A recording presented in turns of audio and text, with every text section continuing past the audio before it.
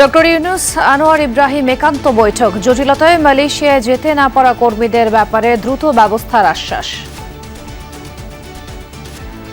Bangladeshi workers lost that opportunity because of the political. I would certainly give that a major consideration. Bilateral relations flourish through shared values, trust, and appreciation of mutual interests. রেলের প্রকল্পে অস্বাভাবিক ব্যয়, দুই প্রজেক্টে অপ্রয়োজনীয় খরচ ৭,৫০০ কোটি টাকা। সাবেক মন্ত্রী আমলা ও ঠিকাদারের যোগসাজশে অর্থ আত্মসাৎ। রাজনৈতিক বিবেচনায় প্রকল্প গৃহীত হয়েছে এবং ব্যয়ও মূল রেল অপারেশনের বাইরেও অনেক আননেসেসারি কম্পোনেন্ট যুক্ত করা হয়ে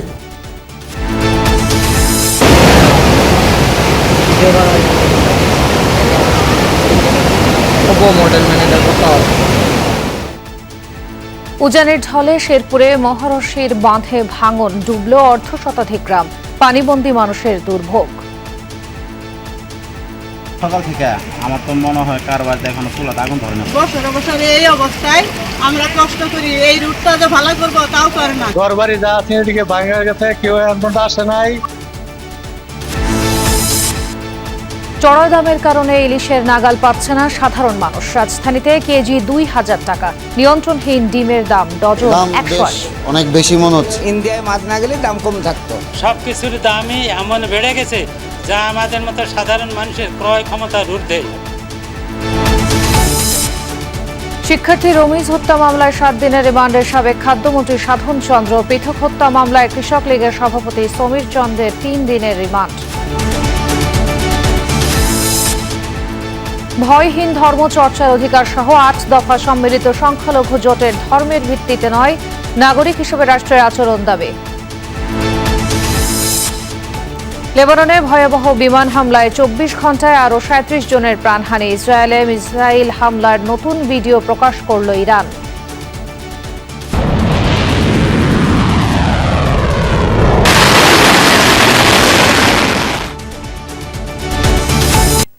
সংকটময় পরিস্থিতির জন্য মালয়েশিয়ায় যেতে না পারা ১৮,০০০ বাংলাদেশি কর্মীর ব্যাপারে দ্রুত ব্যবস্থা নেওয়ার আশ্বাস দিয়েছেন দেশটির প্রধানমন্ত্রী আনোয়ার ইব্রাহিম। ঢাকায় ৪ ঘণ্টার ঝটিকা সফরে এসে প্রধান উপদেষ্টা ডক্টর মোহাম্মদ ইউনূসের সাথে একান্ত বৈঠক শেষে যৌথ সংবাদ সম্মেলনে এই আশ্বাস দিয়েছেন তিনি। প্রধান উপদেষ্টা বলেছেন, দুদেশের সম্পর্কে নতুন মাত্রায় পৌঁছাবে সামনের দিনগুলোতে। এর আগে বিমানবন্দরে আনোয়ার ইব্রাহিমকে স্বাগত জানান ডক্টর ইউনূস। বৃষ্টিভেজা দুপুরে সংক্ষিপ্ত সফরে বাংলাদেশে আসেন মালয়েশিয়ার প্রধানমন্ত্রী আনোয়ার ইব্রাহিম। দীর্ঘদিনের পুরনো এই বন্ধুকে বিমানবন্দরে স্বাগত জানান বাংলাদেশের অন্তর্বর্তী সরকারের প্রধান উপদেষ্টা নোবেল বিজয়ী ডক্টর মোহাম্মদ ইউনূস। পরে শুরু হয় রাষ্ট্রীয় আনুষ্ঠানিকতা। মালয়েশিয়ার প্রধানমন্ত্রীকে জানানো হয় রাষ্ট্রীয় সালাম। দুই দেশের সরকার প্রধানের সম্মানে পরিবেশিত হয় দুই দেশেরই জাতীয় সঙ্গীত। পরে বিমানবন্দরেই প্রথম দফা একান্ত বৈঠকে বসেন ডক্টর মোহাম্মদ ইউনূস ও আনোয়ার ইব্রাহিম। দ্বিপাক্ষিক বিভিন্ন বিষয় উঠে আসে তাদের বৈঠকে। কিছুটা বৈরী আবহাওয়ার মধ্যেই এয়ারপোর্ট থেকে ৫৮ সদস্যের প্রতিনিধি দল নিয়ে আনোয়ার ইব্রাহিমের পরবর্তী গন্তব্য হোটেল ইন্টারকন্টিনেন্টাল। সেখানে আবারও বৈঠকে বসেন ডক্টর মোহাম্মদ ইউনূস ও আনোয়ার ইব্রাহিম। দুই সরকার প্রধানের একান্ত বৈঠক চলে প্রায় ৩০ মিনিট। শীর্ষ পর্যায়ের বৈঠক শেষে দুই দেশের প্রতিনিধি পর্যায়ে বৈঠক হয়। সেখানে উঠে আসে ব্যবসায়িক পরিবেশ, বিনিয়োগ, শ্রমবাজার সহ আরও নানা ইস্যু। এই বৈঠক শেষে যৌথ সংবাদ সম্মেলনে অংশ নেন দুই দেশের সরকার প্রধান। এতে আনোয়ার ইব্রাহিম বলেন, ডক্টর মোহাম্মদ ইউনূস ও বাংলাদেশের বন্ধু হিসেবে অন্তর্বর্তী সরকারের সঙ্গে থাকবে মালয়েশিয়া। জানান, জুলাই আগস্টের আন্দোলনের কারণে যে ১৮,০০০ শ্রমিক প্রাথমিকভাবে যেতে পারেনি মালয়েশিয়াতে, তাদের বিষয়ে ইতিবাচক উদ্যোগ নেওয়া হবে। They would certainly identify food technology and was mentioned just now on digital technology, on semiconductor, on data centers and AI, on energy transition. These are both traditional issues like food technology to the new technology. Now, some areas Bangladesh excel, some areas Malaysia excel. then we should be able to work together. শ্রমবাজার, Rohingya সংকট সহ আরও নানা ইস্যুতে সাংবাদিকদের প্রশ্নের জবাব দেন দুই দেশের সরকার প্রধান। ডক্টর মোহাম্মদ ইউনুস বলেন, রোহিঙ্গা সংকটের সমাধান এখন বাংলাদেশের হাতে নয়, আন্তর্জাতিক সম্প্রদায়ের হাতে। New entries are happening right now every day, not every year, every day. On an average, 400, 500 Rohingyas are entering, sometimes jump up, sometimes slow down. On the Rohingya issues we discussed, it's not only Bangladesh problem, which is a serious one, it's also Malaysian problem. Malaysia has the same. So we need to find a solution for that. We work together through ASEAN, through Malaysian government, and to the broader international community. যৌথ সংবাদ সম্মেলন শেষে আনোয়ার ইব্রাহিমের সঙ্গে চা চক্রে বসেন অন্তর্বর্তী সরকারের উপদেষ্টারা। বদলে যাওয়া রাজনৈতিক পরিস্থিতিতে অন্তর্বর্তী সরকার গঠনের পর এই প্রথম বাংলাদেশের মাটিতে পা রাখলেন বিশ্বের অন্য কোনো দেশের প্রধানমন্ত্রী। এছাড়া বাংলাদেশের অন্তর্বর্তী সরকারের প্রধান উপদেষ্টার সঙ্গে মালয়েশিয়ার প্রধানমন্ত্রী আনোয়ার ইব্রাহিমের সখ্যতা দীর্ঘদিনের, সেটি তারা প্রেস ব্রিফিংয়েও বলেছেন। ফলে রাজনীতি, অর্থনীতি, শ্রমবাজার সহ আরও গুরুত্বপূর্ণ ইস্যুতে তাদের এই সফর কার্যকরী ভূমিকা রাখবে। এরপর হোটেল থেকে রাষ্ট্রপতি মোহাম্মদ শাহাবুদ্দিনের সাথে সাক্ষাৎ করতে বঙ্গভবনে যান মালয়েশিয়ার প্রধানমন্ত্রী। বৈঠকে অংশগ্রহণ শেষে পরিদর্শন বইতে স্বাক্ষর করেন মালয়েশিয়ার প্রধানমন্ত্রী। বঙ্গভবনের সমস্ত রাষ্ট্রীয় আচারে অংশগ্রহণ শেষে বিমানবন্দরে ফিরে আসেন মালয়েশিয়ার প্রধানমন্ত্রী। সেখানেও তাকে বিদায় জানান অন্তর্বর্তী সরকারের প্রধান উপদেষ্টা ডক্টর মোহাম্মদ ইউনুস। এর মধ্য দিয়ে শেষ হয় বাংলাদেশে মালয়েশিয়ার প্রধানমন্ত্রী আনোয়ার ইব্রাহিমের প্রায় ৫ ঘন্টা সফর। শরীফুল ইসলাম খান, যমুনা নিউজ, ঢাকা। রেলওয়েতে ক্ষমতাচ্যুত আওয়ামী লীগ সরকারের আমলে ৯৯টি প্রকল্প বাস্তবায়ন হয়েছে। এখনও ২৯টির কাজ চলমান। এর মধ্যে ২টি প্রকল্পেই অপ্রয়োজনীয় খরচ প্রায় ৭,৫০০ কোটি টাকা। সচিব জানিয়েছেন, গত ১৫ বছর রেলের সব প্রকল্পে প্রয়োজন ছাড়া ব্যয় করা হয়েছে। এগুলোর মধ্যে দোহাজারী কক্সবাজার এবং পদ্মা রেল সংযোগ প্রকল্পে অতিরিক্ত ব্যয় হ্রাসের সিদ্ধান্ত হয়েছে। খরচ কমাতে সংশোধন হচ্ছে চলমান বাকি ২৭ প্রকল্প। মন্ত্রী, আমলা ও ঠিকাদারের যোগসাজশে অর্থ আত্মসাৎ করতেই অস্বাভাবিক খরচ করা হয়েছে বলে মনে করছে মন্ত্রণালয়। আলমগীর স্বপ্নের রিপোর্ট। দোহাজারী কক্সবাজার রেল প্রকল্পের প্রথম ব্যয় প্রস্তাব ছিল ১৮০০ কোটি টাকা। শেষ পর্যন্ত অস্বাভাবিকভাবে বেড়ে এর খরচ দাঁড়ায় ১৮,০০০ কোটিতে। অন্তর্বর্তী সরকার দায়িত্ব নেয়ার পর প্রকল্পটি পর্যালোচনা করেছে রেল মন্ত্রণালয়, পেয়েছে অপ্রয়োজনীয় ৬,৬০০ কোটি টাকা ব্যয়ের তথ্য। শেষ পর্যায়ে এসে প্রকল্পের অনেকগুলো কাজ যেগুলো আর করা যাচ্ছে না সেগুলোকে আমরা এবং যেখানে যেখানে অপ্রয়োজনীয় অংশ মনে হয়েছে সেগুলিকে আমরা কাটছাট করে এটিকে ৬,৬০০ কোটি টাকা হ্রাস করার প্রস্তাব করেছি। এটি ইতিমধ্যেই প্রস্তাব মাননীয় উপদেষ্টা অনুমোদন করেছেন। পদ্মা সেতুর রেল সংযোগ প্রকল্প পর্যালোচনায়ও ধরা পড়েছে একই চিত্র। সিদ্ধান্ত হয়েছে চলমান প্রকল্পটি থেকে ৬০০ কোটি টাকা খরচ কমানোর। ভাঙ্গা স্টেশনটাকে যেভাবে আমরা কনস্ট্রাকশন হচ্ছে, এখন ওইটা আন্ডার কনস্ট্রাকশন, এটি যে কেউ বুঝতে পারবে যে এখানে এত বিশাল কর্মযজ্ঞ। আসলে এটি রেল অপারেশন এবং রেলের বাণিজ্যিকায়নের ক্ষেত্রে কি ভূমিকা রাখবে, এটি কিন্তু একটা বিরাট প্রশ্ন। পদ্মা রেল লিঙ্কেও আমরা ইতিমধ্যে ৬০০ কোটি টাকা আমরা হ্রাস করার মাননীয় উপদেষ্টা অনুমোদন করেছেন। এই প্রকল্প থেকে আরও ১,০০০ কোটি টাকার উপরে আমরা এইখান থেকে আমরা সাশ্রয় করতে পারবো। মন্ত্রী, আমলা ও ঠিকাদাররা অর্থ আত্মসাৎ করতে অস্বাভাবিক খরচ বাড়িয়েছেন বলে মনে করে মন্ত্রণালয়। এখন পর্যালোচনা হচ্ছে চলমান আরও ২৭টি প্রকল্প। এগুলো সংশোধন করে কমানো হবে অপ্রয়োজনীয় ব্যয়। সুস্পষ্টভাবে পাওয়া যাচ্ছে যে হ্যাঁ, রাজনৈতিক বিবেচনায় প্রকল্প গৃহীত হয়েছে এবং ব্যয়ও মূল রেল অপারেশনের বাইরেও অনেক আননেসেসারি কম্পোনেন্ট যুক্ত করা হয়ে প্রকল্প ব্যয় বৃদ্ধি পেয়েছে। আমাদের চলমান আছে ২৯টা প্রজেক্ট। প্রত্যেকটা প্রজেক্টেই এরকম অতিরিক্ত ব্যয় রয়েছে এবং সেখান থেকে আমরা হ্রাস করতে পারবো। সরকারের পক্ষ থেকে খুব ক্লিয়ারলি মেসেজ তো দেওয়াই হয়েছে যে প্রকল্পে কোনো অপ্রয়োজনীয় কোনো ব্যয় কোনো অবস্থাতেই করা যাবে না এবং প্রয়োজনীয় যে ব্যয়গুলো আছে সেগুলোকে আবার রিভাইজ করে দেখতে বলা হয়েছে। রেলের বিভিন্ন প্রকল্পের কাজ পেত নির্দিষ্ট কিছু ঠিকাদারি প্রতিষ্ঠান। এই বিষয়টিও খতিয়ে দেখছে মন্ত্রণালয় ও দুদক। একটা প্রতিষ্ঠান পেয়ে থাকে এবং সেটা যদি অবৈধভাবে বা যেটা যদি রাজনৈতিক কোনো ইনফ্লুয়েন্স ব্যবহার করে থাকে সেটা প্রয়োজনীয় সরকারিভাবে এটা তদন্ত হতে পারে বা দেখা যেতে পারে। দুর্নীতি দমন কমিশন তারাও দেখতে পারে। এরকম কিছু অভিযোগ দুর্নীতি দমন কমিশনেও পেন্ডিং আছে সেখানেও আমরা কথা বলেছি এবং আমাদের অফিসারদের সাথেও আমি সভা করে যেটা জেনেছি যে ওখান থেকে টাইম টু টাইম আমাদের কাছে যেসব তথ্যাবলী এবং রেকর্ডপত্র চাওয়া হয় আমরা সেগুলোকে তাদেরকে সাপোর্ট দিচ্ছি। রেল মন্ত্রণালয় বলছে আওয়ামী লীগ সরকারের আমলে বাস্তবায়িত ৯৯টি প্রকল্পেই অপ্রয়োজনীয় ব্যয় হয়েছে। আলমগীর স্বপন, যমুনা নিউজ, ঢাকা। বৃষ্টি আর পাহাড়ি ঢলে বাঁধ ভেঙে শেরপুরে প্লাবিত অর্ধশতাধিক গ্রাম, ডুবেছে সরকারি বেসরকারি অফিস, পানিবন্দী কয়েক হাজার মানুষ। নেত্রকোনায় ডুবেছে কিছু নিম্নাঞ্চল, বাড়ছে দুর্ভোগ। দুর্গত এলাকা পরিদর্শন করে সহায়তার আশ্বাস দিয়েছে প্রশাসন।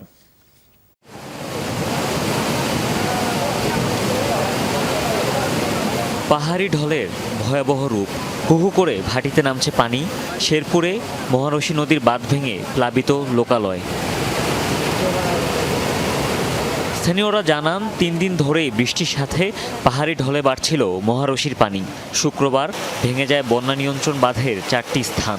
প্লাবিত ঝিনাইগাতির 4 ইউনিয়নের অর্ধশতাধিক গ্রাম, ডুবেছে উপজেলা পরিষদ কার্যালয়, কৃষি অফিস সহ সরকারি বেসরকারি নানা স্থাপনা। পানিবন্দী কয়েক হাজার মানুষ। ভোর 5টা থেকে আপনার পানি আসা ধরছে, ঘর বাড়ি যা আছে এদিকে ভাঙা গেছে। পাহাড়ি ঢল আসি এবিটি ভাঙ্গিয়ে নদী ভাঙ্গিয়ে ঘর বাড়ি আমাদের সব ভাঙচুর করে নিয়ে গেছে গা।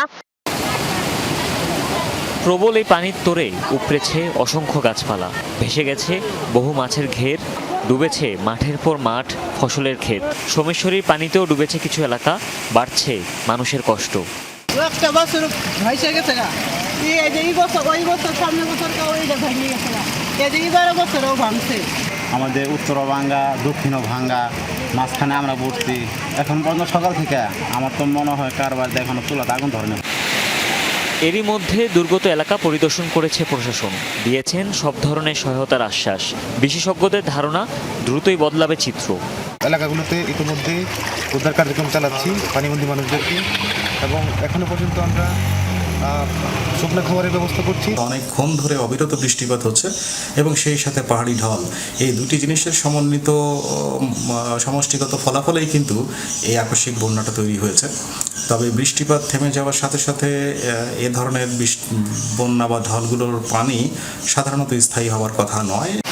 এদিকে টানা বৃষ্টিতে উবদাখালী নদীর পানিও বেড়েছে, প্লাবিত কলমাকান্দার কিছু নিম্নাঞ্চল।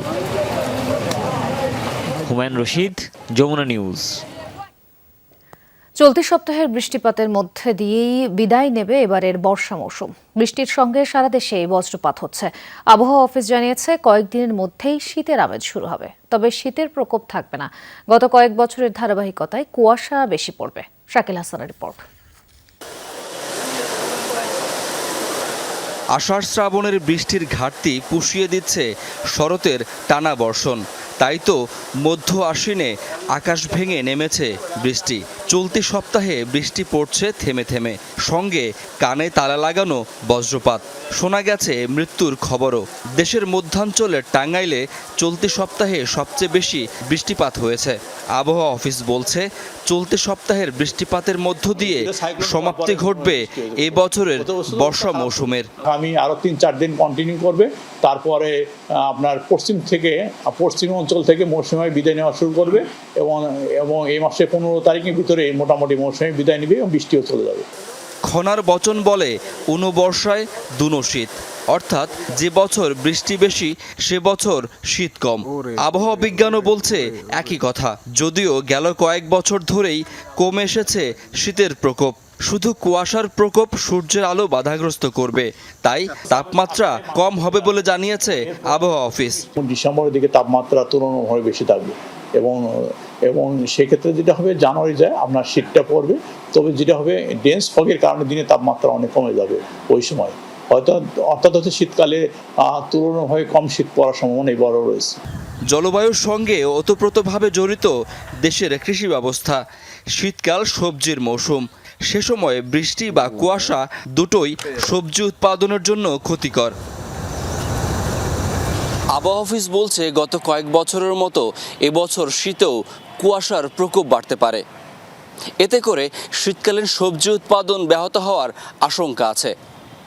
গত বছর শীতেও নিম্নচাপের প্রভাবে তৈরি হওয়া বৃষ্টি ক্ষতিগ্রস্ত করেছিল আলু উৎপাদন। শাকিল হাসান, যমুনা নিউজ, ঢাকা। তেজগাঁও থানার রমিজ উদ্দিন হত্যা মামলায় সাবেক খাদ্যমন্ত্রী সাধন চন্দ্র মজুমদারকে 7 দিনের রিমান্ড দিয়েছেন আদালত। আর বাড্ডা থানার হত্যা মামলায় কৃষক লীগের সভাপতি সমীর চন্দ 3 দিনের রিমান্ডে। বিকেলে তাদের সিএমএম কোর্টে তোলা হলে আদালত রিমান্ড মঞ্জুর করেন।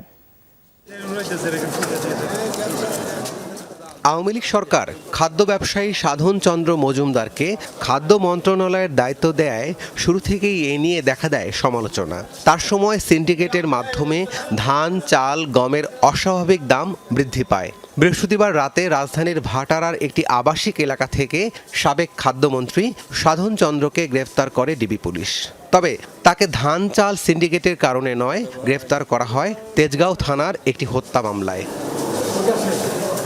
রাষ্ট্রপক্ষের আইনজীবীদের দাবি, সাধন চন্দ্র ছাত্র জনতার আন্দোলন দমনে মাঠে ছিলেন, তার মদদেই হামলা চালানো হয়েছে। সাধন চন্দ্র মজুমদার তিনি ফ্যাসিস্ট শেখ হাসিনার খুব কাছের একজন ঘনিষ্ঠজন ছিলেন। তাকে ফ্যাসিস্ট হওয়ার জন্য সর্বাত্মক সহযোগিতা করেছে এবং বৈষম্যবিরোধী ছাত্র আন্দোলনকে দমনের জন্য যে কোনো উপায়ে হত্যা, নির্যাতন যাই হোক না কেন দমনের জন্য তিনি একজন অত্যন্ত কাছের শেখ হাসিনার কাছের এবং সহযোগী। আদালত তাকে 7 দিনের পুলিশ রিমান্ড মঞ্জুর করেছেন এবং সতর্কতার সাথে জেল হাজতে তাকে যেন জিজ্ঞাসাবাদ করা হয়। তিনি একজন বয়স্ক মানুষ। একই দিন কৃষক লীগের সভাপতি সমীর চন্দকে বাড্ডা থানার দুলাল হত্যা মামলায় 7 দিনের রিমান্ডে নেয়ার আবেদন করে পুলিশ। আদালত তার 3 দিনের রিমান্ড মঞ্জুর করেন। স্বাভাবিক কারণেই আমাদের প্রত্যাশা ছিল যে হয়তো রিমান্ডটা হবে না। এদিকে যুবদল নেতা শামীম হত্যার ঘটনায় রাজধানীর পল্টন থানা আওয়ামী লীগের সভাপতি ও সাবেক কাউন্সিলর এনামুল হক আবুলের 5 দিনের রিমান্ড মঞ্জুর করেছেন আদালত। রাব্বি সিদ্দিকী, যমুনা নিউজ, ঢাকা। সাবেক প্রধানমন্ত্রী ও বিএনপি চেয়ারপারসন খালেদা জিয়ার বাসার সামনে বালু ভর্তি ট্রাক রেখে চলাচলে বাধা এবং হত্যা চেষ্টার অভিযোগে গুলশান থানায় মামলা করেছেন কৃষক দলের কেন্দ্রীয় কমিটির সদস্য শরীফুল ইসলাম শাওন। বিকেলে রাজধানীর গুলশান থানায় ব্যক্তিগতভাবে ওই এজাহার দাখিল করেন তিনি। এতে সাবেক প্রধানমন্ত্রী শেখ হাসিনা সহ 113 জনকে আসামি করা হয়েছে। 2013 সালের 29 ডিসেম্বর তৎকালীন বিরোধী দলীয় নেতা খালেদা জিয়ার গুলশানের বাসা ফিরোজার সামনে বালু ভর্তি ট্রাক রাখা হয়। এর মাধ্যমে বাসা থেকে বের হতে প্রতিবন্ধকতা তৈরি করায় খালেদা জিয়া বিএনপি ঘোষিত মার্চ ফর ডেমোক্রেসি কর্মসূচিতে অংশ নিতে পারেননি। এছাড়া বাসার সামনের পুলিশের প্রতিবন্ধকতা এবং খালেদা জিয়াকে হত্যা চেষ্টার অভিযোগ আনা হয় এজাহারে।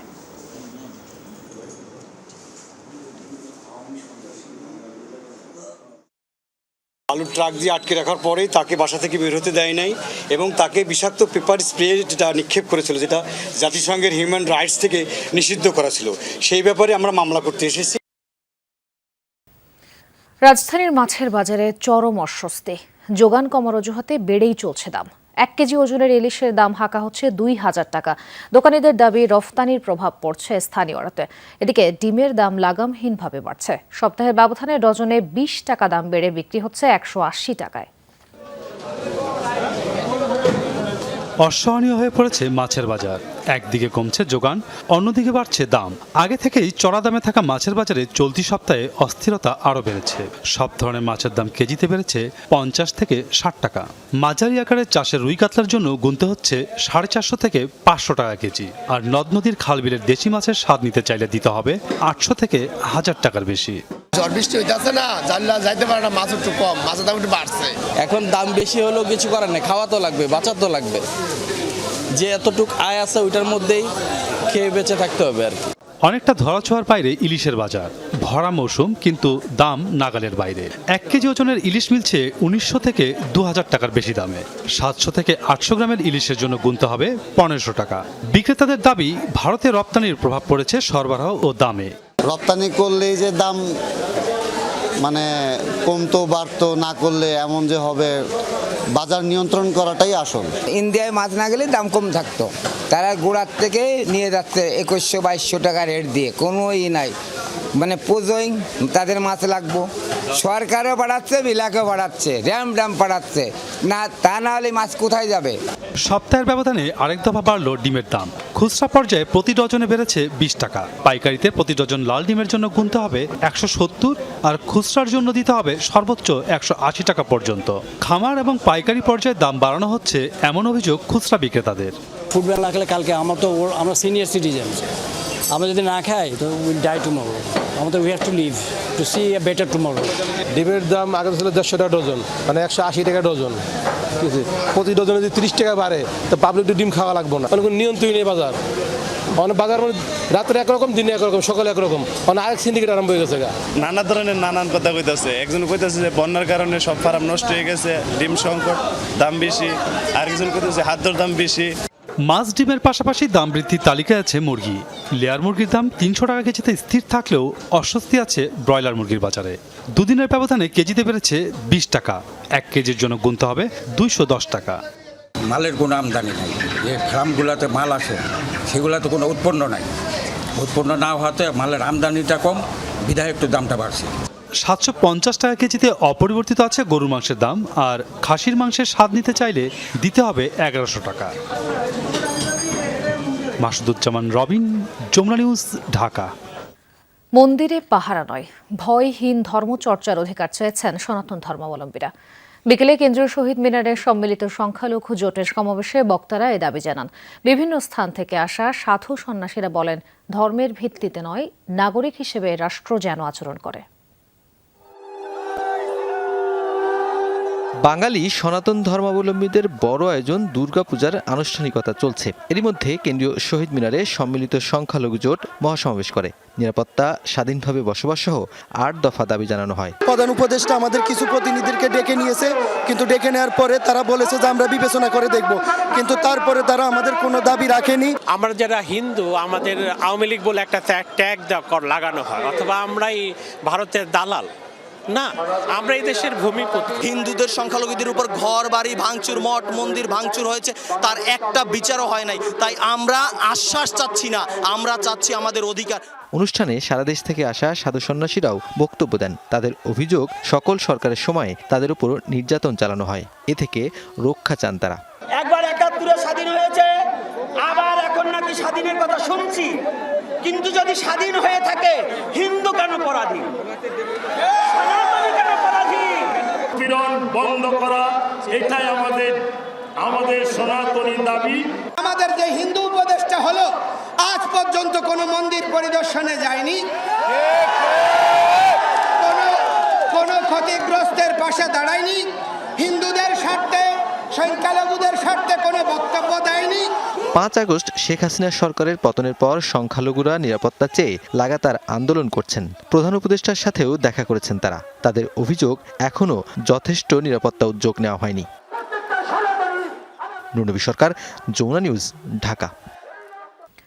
পাহাড়ে স্কুল শিক্ষক সোহেল রানাকে হত্যা করে জাতিগত দাঙ্গা সৃষ্টির ষড়যন্ত্রের অভিযোগে ঢাকা বিশ্ববিদ্যালয়ে বিক্ষোভ সমাবেশ হয়েছে। বিকেলে রাজু ভাস্কর্যের সামনে স্টুডেন্টস ফর সভরেনিটি নামের একটি সংগঠনের ব্যানারে এই কর্মসূচির আয়োজন করা হয়। সমাবেশে বলা হয়, পার্বত্য চট্টগ্রামে নিয়ে নতুন ষড়যন্ত্র শুরু হয়েছে, যার পেছনে রয়েছে প্রতিবেশী দেশ। শেখ হাসিনা দোসররা ভারতে বসে পার্বত্য চট্টগ্রামকে অশান্ত করার চেষ্টা করছে বলে অভিযোগ করেন বক্তারা। দেশের স্বাধীনতা নিয়ে কাউকে ছিনিমিনি খেলতে দেওয়া হবে না বলেও হুঁশিয়ার করেন বক্তারা। পাহাড়ে শান্তি ফেরাতে 7 দফা দাবিও তুলে ধরা হয় সমাবেশে। 5 আগস্ট যে বিপ্লব সংগঠিত হয়েছে, সেই বিপ্লবকে নস্যাৎ করার জন্য ভারতীয় ষড়যন্ত্র, পার্বত্য উপজাতি ভাইদেরকে হাতিয়ার বানিয়ে ষড়যন্ত্র শুরু হয়েছে। বাংলাদেশকে অস্থিতিশীল করার জন্য যতগুলো বড় বড় ষড়যন্ত্র ছিল, তার অন্যতম আরেকটি ষড়যন্ত্র হচ্ছে এই পার্বত্য অঞ্চলে বিশৃঙ্খলা সৃষ্টি করা, অশান্তি সৃষ্টি করা। বাংলাদেশের উপজাতিদের সম্বোধনের ক্ষেত্রে রাষ্ট্রের অখণ্ডতা বিরোধী পরিভাষা, আদিবাসী ও যুগ্ম শব্দ ব্যবহার এবং বাংলাদেশের বাঙালিদের সম্বোধনে স্যাটেলার শব্দ ব্যবহারকে রাষ্ট্রদ্রোহিতা ঘোষণা করে প্রজ্ঞাপন জারি করতে হবে। রাষ্ট্রপতি থেকে শুরু করে সচিবালয় পর্যন্ত এখনও আওয়ামী সিন্ডিকেট কাজ করছে। এসব সিন্ডিকেটের সদস্যদের দ্রুত সরানো সহ 5 দফা দাবি জানিয়েছে বিপ্লবী ছাত্র জনতা। বিকেলে ঢাকা বিশ্ববিদ্যালয়ের রাজু ভাস্কর্যে এক সমাবেশে এই দাবি জানানো হয়। এতে বক্তারা বলেন, শত শত মানুষের রক্তের বিনিময়ে শেখ হাসিনা সরকারকে হটানো হয়েছে, কিন্তু তার দোসররা এখনও সক্রিয়। যারা ছাত্র আন্দোলনের সময় আওয়ামী লীগকে সমর্থন করেছে, ছাত্র হত্যাকে সমর্থন করেছে, তাদেরকে সব জায়গা থেকে প্রতিহত করার দাবি জানান তারা। বলেন, বিভিন্ন বিশ্ববিদ্যালয় সহ শিক্ষা প্রতিষ্ঠানে ছাত্র হত্যা সমর্থনকারীদের চিহ্নিত করে ব্যবস্থা নিতে হবে। পাশাপাশি ছাত্র আন্দোলনে আহত শিক্ষার্থীদের চাকরির ব্যবস্থা করার জন্য সরকারের প্রতি আহ্বান জানান বক্তারা। হাসিনার নিয়োগপ্রাপ্ত রাষ্ট্রপতি থেকে শুরু করে সচিবালয়ের কর্মকর্তা একটাকেও অপসারণ করা হয়নি। এই গণ অভ্যুত্থানের 2 মাস হয়ে গেছে, তবু দ্রব্যমূল্যের যে সিন্ডিকেট বিরাজমান ছিল, সেই সিন্ডিকেটকে ভাঙার জন্য এই অন্তর্বর্তীকালীন সরকারের কোনো আমরা দৃশ্যমান কার্যক্রম দেখছি না। এখনো এই আওয়ামী লীগের দোসররা রয়ে গেছে, এখনো এই চাঁদাবাজি ঘুষ নিয়ে তারা এখনো সচিবালয়ে পড়ে আছে। আমরা এই সচিবালয় সংস্কার চাই। ছাত্র জনতার আন্দোলনে শহীদদের কোনো দলীয় ভিত্তিতে ভাগ করতে চায় না জামায়াতে ইসলামী। এই মন্তব্য করেছেন জামায়াতের আমির ডাক্তার শফিকুর রহমান। সকালে গাজীপুরে আন্দোলনে নিহতদের পরিবারের সাথে মতবিনিময় করেন তিনি। এ সময় শফিকুর রহমান বলেন, এই শহীদরা জাতির সম্পদ, তাদের ইজ্জত চূড়ান্ত সীমায় রাখতে হবে। জামায়াতের আমির বলেন, আন্দোলনে কেউ হারিয়েছেন সন্তান, কেউ স্বামী, স্বজন হারিয়ে তারা কষ্টে দিন কাটাচ্ছেন। পাশাপাশি আহতদের পরিবারগুলোও ভালো নেই। তাই প্রতিটি শহীদ এবং আহত পরিবারগুলোর একজনকে চাকরি দিতে সরকারের প্রতি আহ্বান জানান তিনি। আমরা ন্যায় বিচার চাই। এই জন্য যারাই যেখান থেকে এই জাতির উপর, আমাদের দল হচ্ছে 18 কোটি মানুষের দল। 18 কোটি মানুষ যেখানে আছে আমরা ওই দলে আছি। আমরা শহীদদেরকে কোনো দলীয় ভিত্তিতে ভাগ করতে চাই না। এই শহীদরা জাতির সম্পদ, ইজ্জতের চূড়ান্ত সীমায় আমরা তাদেরকে রাখতে চাই, দেখতে চাই। শিক্ষার্থীদের হাফ ভাড়া সপ্তাহে 7 দিনের পরিবর্তে 6 দিন করার দাবিতে বিক্ষোভ করেছে মিরপুর রুটের পরিবহন শ্রমিকদের একাংশ। তবে তাদের এই আন্দোলন দুরভিসন্ধিমূলক বলে মন্তব্য করেছেন বাস মালিক সমিতির সাধারণ সম্পাদক সাইফুল আলম। সকালে কালশী, মিরপুর 10 এবং আশপাশের রাস্তা বন্ধ করে দেয় কিছু পরিবহন শ্রমিক। বাস সহ অন্য গণপরিবহন চলাচলে বাধা দেয় তারা। প্রায় 2 ঘন্টার মতো চলে এই অবস্থা। পরে সেনাবাহিনী ও পুলিশ পরিস্থিতি স্বাভাবিক করে।